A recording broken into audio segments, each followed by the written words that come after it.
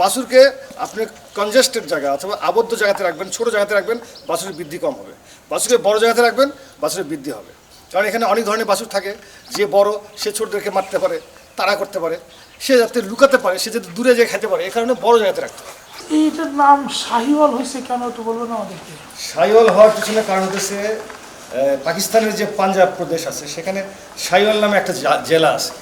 সেই জেলাতে এই জাতটার প্রথম উৎপত্তি এবং সেখান থেকে বিস্তৃত হয়। এখান থেকে আপনার ল্যাটিন আমেরিকার লোকেরা নিয়ে গেছে, এখান থেকে আপনার ক্যারিবিয়ান অঞ্চলে এই জাতটা চলে গেছে, অস্ট্রেলিয়া, আমেরিকা, পৃথিবীর নানাবিধ জায়গাতে এই জাতটা চলে গেছে, কিন্তু উৎপত্তি শাহিওয়াল জেলাতে। এই চারটা জিনিস দিতেই হবে। এর সাথে শুধুমাত্র ভুট্টার কিছু গুঁড়া আমরা দিই যেন তা সে হজম করতে পারে। কারণ এখানে 6 মাস আগে একটা বাছুরের কিন্তু স্টমাক ডেভেলপ করে না, হজমের জন্য যেটা দরকার সেটা ডেভেলপ করে না। সেটা যদি তৈরি না হয় তাহলে বাছুরের পাতলা পায়খানা হবে।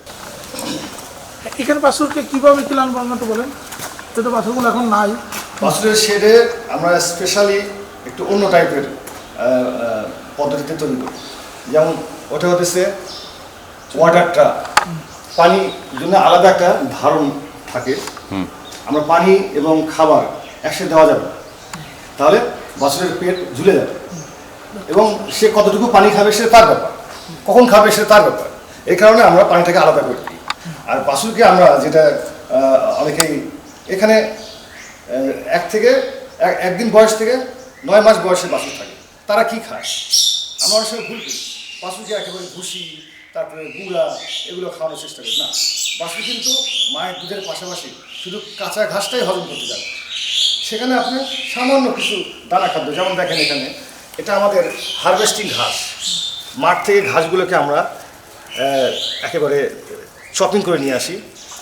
সেগুলো প্রথমে দেওয়ার পরে দেন আমরা সামান্য কিছু দানা খাদ্য এর উপরে ছিটাই, আর যেগুলো 1 মাস বয়স অথবা তার কম বয়স সেখানে আমরা কিন্তু দানা খাদ্য দিই না। সেখানে যেটা দিই 4টা জিনিস খুবই দরকার। একটা হচ্ছে লবণ, একটা হচ্ছে ভিটামিন, একটা হচ্ছে ডিসিপি, একটা হচ্ছে লাইমস্টোন। এই 4টা জিনিস দিতেই হবে। এর সাথে শুধুমাত্র ভুট্টার কিছু গুঁড়া আমরা দিই যেন তা সে হজম করতে পারে। কারণ এখানে 6 মাস আগে একটা বাছুরের কিন্তু স্টমাক ডেভেলপ করে না, হজমের জন্য যেটা দরকার সেটা ডেভেলপ করে না। সেটা যদি তৈরি না হয় তাহলে বাছুরের পাতলা পায়খানা হবে, গ্যাস্ট্রাইটিস হবে এবং ওই বাছুর কিন্তু আর বৃদ্ধি পাবে না। এই কারণে আমাদের খাবারের ব্যাপারে খুবই সচেতন থাকতে হবে যে বাছুর আসলে কি খায়। বাছুর দুধের পাশাপাশি শুধুমাত্র কাঁচা ঘাস খাবে, তার সাথে সামান্য একটু আমরা ভিটামিন বা লবণ জাতীয় জিনিস ব্যবহার করব। এটা বাছুরকে আমরা বাছুরের বৃদ্ধির জন্য আমরা একটু অন্যভাবে এই শেডটা তৈরি করছি। যেমন এটা হচ্ছে ইয়ার্ড, এটা আঙ্গিনা বলা হয়, ইয়ার্ড। এই জায়গাতে বাছুর চলাফেরা করবে, হাঁটাহাঁটি করবে, একজনের সাথে আরেকজনের কথোপকথন হবে, একটু দৌড়াদৌড়ি করবে, তাহলে বৃদ্ধি পাবে। বাছুরকে সবসময় একটা খোলামেলা জায়গাতে রাখতে হবে। এই জায়গাটা ভিজা কেন বাছুরের? এটা এই মাত্র ধোয়া হয়েছে তো। এটা কি প্রতিদিন সকালবেলা দোন? প্রতিদিন 2 বেলা ধোয়া হয়। কখন কখন? সকালবেলা একবার ধুবে, আবার বিকেলে একবার ধুবে। দোন কেন? এটা ধরে মানে এই যে আর তারা যে পায়খানাগুলো করে এর ভিতরে দেখা যাচ্ছে 2-1টা পায়খানা তো পাতলা পায়খানা করছে হয়তো, সেটা যদি অন্য গরুর সাথে লেগে যায় তাহলে কিন্তু ওরা আবার পাতলা পায়খানা হয়ে যাবে। এই কারণে আমাদের পায়খানাটা সবসময় ধুতে হবে। এটা হচ্ছে তার জন্য আঙ্গিনা। এই আঙ্গিনাতে সে যত বেশি চলাফেরা করবে সে তত বৃদ্ধি হবে। বাছুরকে আপনি কনজেস্টেড জায়গা অথবা আবদ্ধ জায়গাতে রাখবেন, ছোটো জায়গাতে রাখবেন, বাছুরের বৃদ্ধি কম হবে। বাছুরকে বড় জায়গাতে রাখবেন, বাছুরের বৃদ্ধি হবে। কারণ এখানে অনেক ধরনের বাছুর থাকে, যে বড় সে ছোটদেরকে মারতে পারে, তাড়া করতে পারে, সে যাতে লুকাতে পারে, সে যাতে দূরে যেয়ে খেতে পারে, এই কারণে বড় জায়গাতে রাখতে হবে। এটা হচ্ছে বাছুরের। এই জায়গায় কোনো খাবার দাবার দেন না? এখানে শুধু তারা চলাফেরা করবে। আরে সবসময় দরজা খোলা থাকে? হ্যাঁ, খোলা থাকে। মন চাইলে তারা ওখানে যে খাবে, আবার যদি মনে করেন তার খাওয়া হয়ে গেছে সে আসতে এখানে আসে রেস্ট নেবে, প্রয়োজন হলে পানি আবার পানি খাবে। এখন আমাদের বাছুরগুলো আছে কোথায়? এই জায়গায় বাছুরগুলো এখন মায়ের দুধ খাতে গেছে, খেয়ে চলে আসবে। মায়ের দুধ কয়বার খান? মায়ের দুধ দিনে 2 বার খায়, সকালবেলা একবার, বিকেল একবার। এবং দুধটা খায় হচ্ছে তার শরীরের 10% ওজনের হিসেবে খায়। কোনো বাছুর যদি 25 কেজি ওজনের হয় সে 2.5 লিটার দুধ খাবে এবং তাকে এইভাবে খাওয়ানো হয় এবং সেটা নিশ্চিত হলেই তারপরে সে এখানে চলে আসে। আচ্ছা, আমরা কি এখানে দেখতে পারবো বাছুরদেরকে আসতেছে? হ্যাঁ, বাছুর আসবে। হ্যাঁ, বাছুরগুলো নিয়ে আসবে। তো এইভাবে আমরা প্রথমে বাছুর আসার আগেই তার জন্য খাবার আমরা সাজায় রাখছি। এবং এখানে কিন্তু প্রথমে ছোট বাছুর থাকবে 0 থেকে 1 মাস, তারপরে 1 থেকে 2 মাস, তারপরে 2 থেকে 4 মাস, তারপরে 4 থেকে 6-5 মাস, এভাবে সাজানো থাকে। এই সাইডের বাছুরগুলো কিন্তু বাইরে কিন্তু আঙিনা নাই, কারণ তাদের আঙিনার দরকার হয় না, একটু বড় হলে তার আঙিনার দরকার। এই কারণে আমরা বড়গুলোকে এই পাশে রাখি, ছোটোগুলোকে এই পাশে রাখি, এভাবে বয়স অনুযায়ী। এবং বাছুরকে রাখতে হবে হচ্ছে সাইজ আকারে। আপনি বড় বাছুরের সাথে ছোট বাছুর রাখবেন, তাহলে কিন্তু ছোট বাছুরটা বিপদগ্রস্ত হবে, সে ভয় পাবে, সে হয়তোবা মারামারি করবে, সে হয়তোবা কম খাবে, সে মন খারাপ থাকবে, সে বৃদ্ধি হবে না। এই জন্যে বয়স এবং সাইজ এই দুটো দেখেই আমরা আলাদা করি। কম্পার্টমেন্ট আছে, 8টা কম্পার্টমেন্ট আছে। এবং পানি খাওয়াটা অবশ্যই আলাদা করে রাখতে হবে। আমরা যেটা গ্রামে করে সে বাছুরকে পানির ভিতরে খাবার দেয়, এটা একেবারে খুবই মানে হ্যাঁ, এটা কিন্তু ঠিক না। তাতে হয় কি যে ওই বাছুরের হয়তো অত পানি লাগবে না, কিন্তু খাবারের কারণে তাকে খেতে হচ্ছে বাধ্য হয়ে, এবং তখন এই পেটগুলো ঝুলে যায় এবং দেখতে খারাপ লাগে। আতিকুল ইসলাম স্যার, আতিকুর রহমান।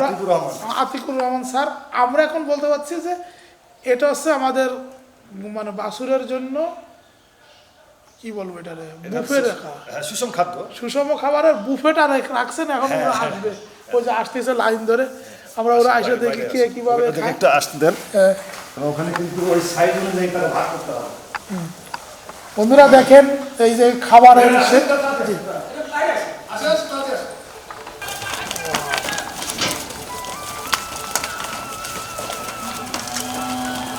ওখানে যে ক্যাটাগরাইজ হয়ে যাবে তার বয়স এবং সাইজ।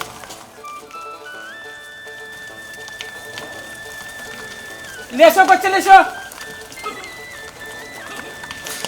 সব জায়গা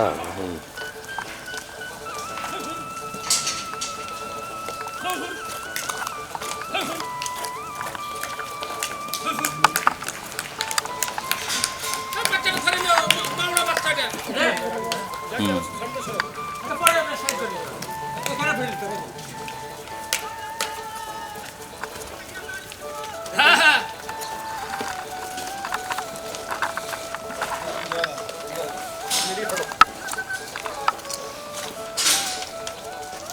বাইরে থাকে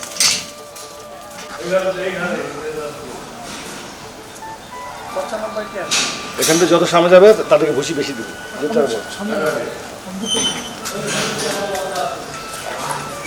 এটা বিষয়টা দিতে দাও। খুব মজা করে তারা খায়। এটা হচ্ছে আপনার চপিং ঘাস, সাথে ওই যে ভিটামিন লবণ আছে।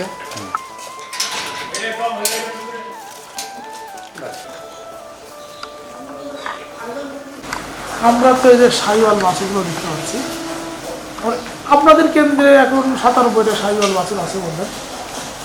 এই বাছুরগুলো সম্পর্কে একটু জানতে চাই যে কেন, কি কারণে এই বাছুরগুলো আপনারা কি করেন।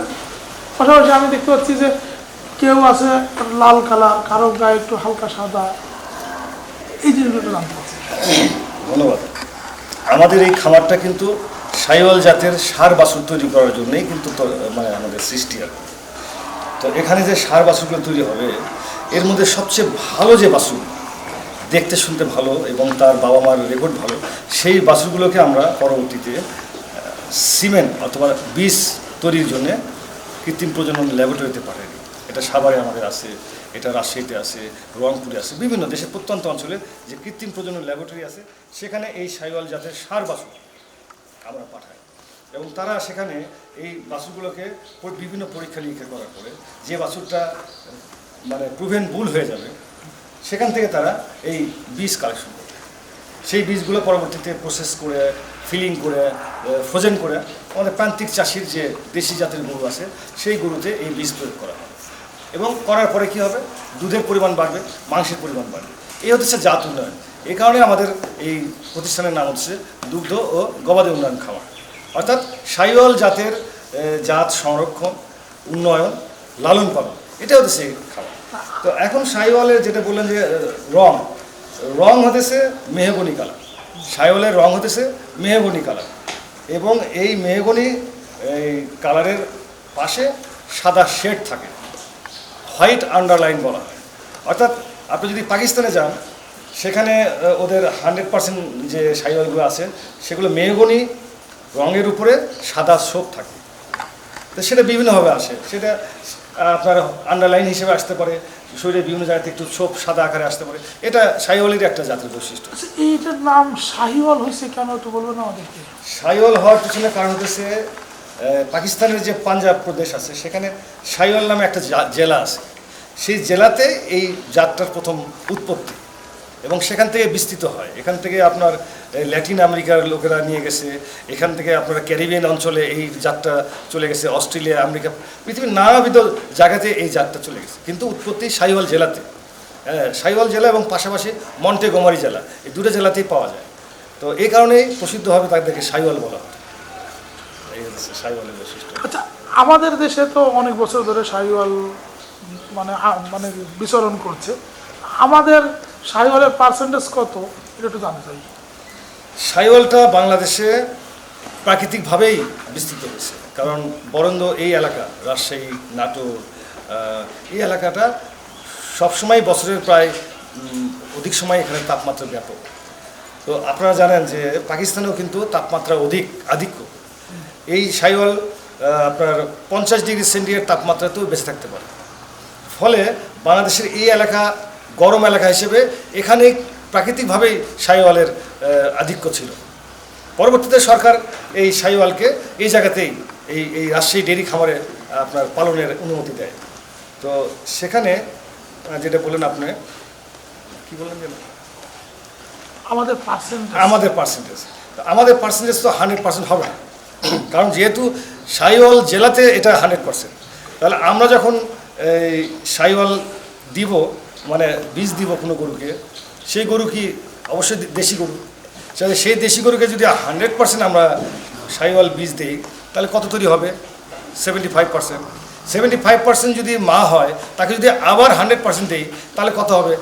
75% থেকে আবার 87%, 87কে যদি আবারও আমরা 100% শাহিওয়াল দিই তাহলে 93%। অর্থাৎ বাংলাদেশে 100% শাহিওয়াল কখনই হবে না। এটা আমাদের একটা ভুল থিওরি যে 100%। হ্যাঁ, ইম্পোর্টেড বীজ যেটা, সেটা আপনার 100% হতে পারে। এই সরাসরি শাহিওয়াল যেখানে তৈরি হয়েছে সেই জায়গা থেকে যে বীজটা আমরা নিয়ে আসি, যেমন আমাদের এখানে ব্যবহার করি আমরা দুইটা। না, এখন একটা জিনিস হচ্ছে যে আমরা পাকিস্তানের শাহিওয়াল থেকে যদি আনি তাহলে হলো 100%। ইন্ডিয়া থেকে আনলে তো 100% শাহিওয়াল ইন্ডিয়ার হবে। কিছু কিছু এলাকাতে শাহিওয়াল বিস্তৃত, সেই বা আমরা যদি আমেরিকা থেকে আনি 100% তাহলে তো আর আমেরিকান না। বলতে ওটা আমেরিকান শাহিওয়ালের 100%। বা আমরা যদি পাকিস্তানের শাহিওয়াল থেকে আনি তাহলে বলতে হবে শাহিওয়ালের 100%। বাট আমরা যদি এই যে নেদারল্যান্ড থেকে আনি বা আমেরিকা থেকে আনি, ব্রাজিল থেকে আনি, অর্থাৎ শাহিওয়াল যখনই অন্য গাভীতে প্রয়োগ করা হবে শাহিওয়াল বীজ, সেখান থেকে আর কিন্তু 100% পাওয়ার সম্ভাবনা। তো সুতরাং 100%টা হবে যেখানে আমরা একটু জানতে চাচ্ছি যেখানে উৎপত্তি শাহিওয়াল, ওইখানে তাদের যে গরুগুলো আছে ওদের দুধের রেকর্ড এবং বডি ওয়েট কেমন, আর আমাদের দেশে এটা কেমন হচ্ছে? ওদের দেশে তো অবশ্যই বেশি হবে। যেমন শাহিওয়াল আপনার পাকিস্তানে তাদের গড় দুধ দেয় হতেছে 7.44, আর আমাদের এখানে তৃতীয় চতুর্থ প্রজন্মে আসে 6.38। অর্থাৎ সবসময় ওদের চেয়ে কম হবে। এই হতেছে শাহিওয়াল। সারা বছরে তারা 2325 লিটার দুধ দেয় এবং 300 দিন দুধ দেয়।